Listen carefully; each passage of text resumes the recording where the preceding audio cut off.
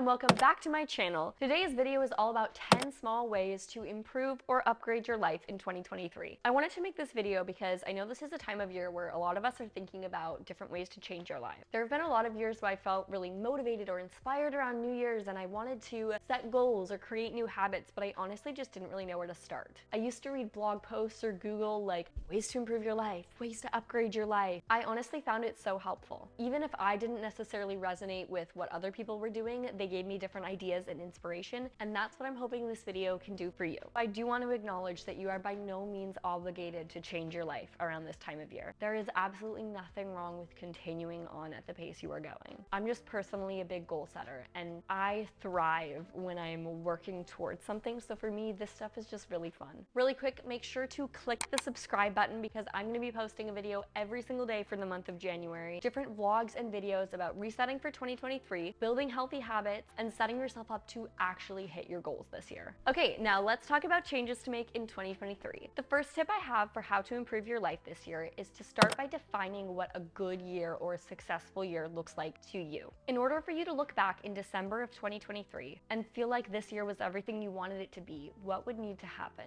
I think it's really important to do this for yourself. So much of the time it can feel like everyone around you is enforcing their own ideas or expectations of where you should be in life, what you should accomplish, what timeline you should be on. Especially in your 20s, it can be hard to navigate those seasons when you're exactly where you're supposed to be, but other people around you are in completely different places. Even unconsciously, those thoughts can just creep into our mind. The best way to fight them is to define and create your own version of where you want to be. The next tip I have to improve your life in 2023 is to actually identify what little things in your life bring you joy and practice them. For me, this often looks like treating myself to fresh flowers, waking up to a clean kitchen, cute pajamas, and loungewear. I don't know what it is, it just does something to me. Sitting by our fireplace and reading brings me joy like almost nothing else in the world. Everyone has their own little things in life, but I think it's so important to know what yours are. Those little moments, they add up a lot, and when you're going through tough seasons or tiring seasons, being able to lean on those, cultivate those little moments of joy in your life just counts for so much. The next thing you can do to upgrade your life in 2023 is to actually take time and figure out your sense of style. This is something I've really been doing in the last year and really focusing on in the last few months. I've always felt like I had sort of mismatched wardrobe and a mismatched collection of stuff because I've bought a lot of things over the years that I didn't really love, and I felt very intimidated by the idea of going out and just like really figuring out what I like and what fits me and what suits me and all of that. So that's one of the things I want to do this year, is to figure out my style, and not even just with clothing, but even like, how do I actually really like to do my hair and what looks good on my face shape and with my skin tone? All of those little things that in the grand scheme of things, it's a small thing, but it can be such a confidence booster when you feel really good about your wardrobe and how you're pulled together. And taking the time to do that could be a really good long-term investment in yourself. Start doing monthly resets. Okay, if you've been around for a minute, you know that I love doing monthly resets. I love taking this time to start fresh for a new month, to slow down and really just reflect on everything that happened and set goals for the month ahead. I do set yearly goals as well, but I think monthly goals for me just feel so much more doable and attainable, taking things one step at a time rather than trying to run a whole race without knowing what the end result is. I usually film and upload my monthly reset videos, so if you're interested in doing one of those, I just uploaded my January monthly reset video. I'll put it somewhere on the screen here. Okay, the next way that you can improve your life this year is something that I feel very strongly about. I have felt really guilty about this for most of my life, and that is to be very picky with the things that you own.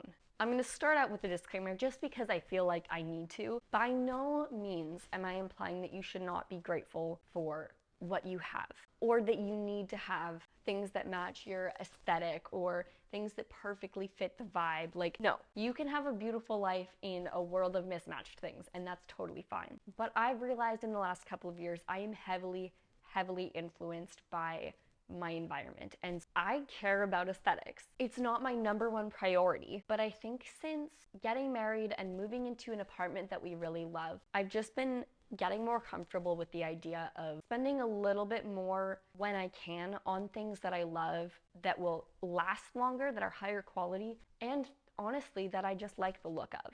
Again, I'm not suggesting you choose aesthetics over functionality, but for me, it brings me a lot of joy to be able to look around my house and see beautiful things. Great example is these double-walled coffee mugs. They serve the same function and purpose as any other coffee mug, but I love these mugs. I think that the coffee just looks so cute in the morning, and honestly, it boosts my mood every single morning. Particularly since the move, my home is my safe space, and so being able to fill it with things that I really love and that give me those little tiny moments of joy just means the world to me. Okay, my next tip for how to upgrade your life this year is to use your technology instead of letting it use you. Over the last few years, I've really changed the way that I interact with the technology that I use, and I've been working really intently on developing systems of using my phone and my laptop and different programs in order to have them add to my life instead of take away from it. I work on the internet, I work on social media, I'm a big fan of social media, but the reality is that if I'm not intentional about the way that I interact with it, it can consume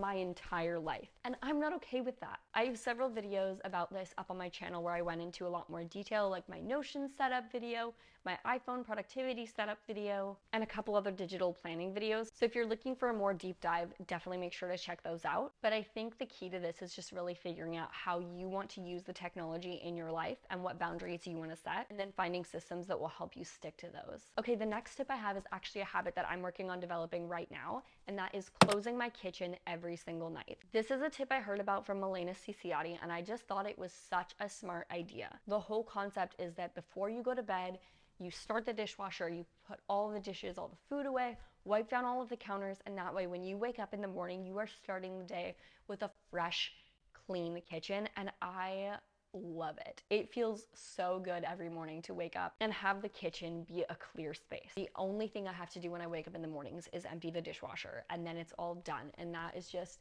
such a good feeling. This is another habit that isn't new to me, but I'm working very hard to be intentional about it right now, and that is to romanticize the things in your life that you have to do. One of the weird things about being an adult is that at the same time as you get access to all these privileges you really wanted as a kid, you get so much responsibility that you did not ask for or sign up for. Something that has really helped me enjoy those responsibilities is finding ways to make it something that I get to do rather than something that I have to do. For the first 6 months that I was living on my own, every time I was cleaning my house, I would put on a cleaning motivation video on YouTube and literally just like watch all these beautiful montages of someone cleaning their apartment. And you know what? It made it more fun. Side note, I should film my next deep clean day, so I can hit you all with some cleaning motivation. But before I made my first budget, I started watching videos on things like financial minimalism and saving money in your 20s. It reframed it as this cool thing I got to be a part of and something that I was choosing to do well